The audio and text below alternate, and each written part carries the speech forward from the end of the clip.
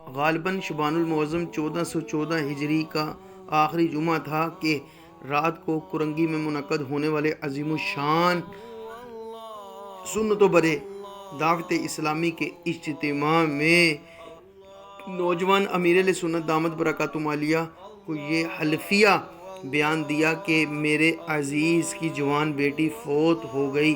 جب ہم تدفین سے فارغ ہو کر پلٹے تو مرحومہ کے والد کو یاد آیا کہ اس کا ایک ہینڈ بیگ جس میں اہم کاغذات تھے غلطی سے میت کے ساتھ قبر میں ہی دفن ہو گئے ہیں۔ چنانچہ بامر مجبوری ہم نے جا کر دوبارہ قبر کھودی شروع کی۔ جوں ہی ہم نے قبر سے سیل ہٹائی، خوف کے مارے ہماری چیخیں نکل گئیں، کیوں نہ کہ جس لڑکی کو ابھی ہم نے صاف ستھرے کفن میں لپیٹ کر سلایا تھا وہ کفن پھاڑ کر اٹھ بیٹھی تھی، اور وہ بھی کمان کی طرح ٹیڑھی۔ اس کے سر کے بالوں سے اس کی ٹانگیں بندھی تھیں اور کئی چھوٹے چھوٹے نامعلوم خوفناک جانور اس سے چمٹے ہوئے تھے۔ یہ دہشتناک منظر دیکھ کر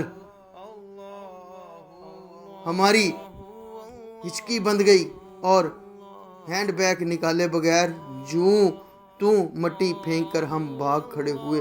گھر آ کر میں نے عزیزوں سے اس لڑکی کا جرم دریافت کیا تو بتایا گیا کہ یہ عام لڑکیوں کی طرح فیشنیبل تھی اور پردہ نہیں کرتی تھی۔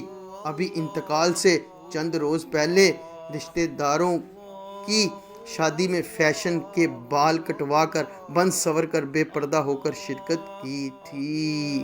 کتاب تحفہ شادی، میلاد پبلشرز۔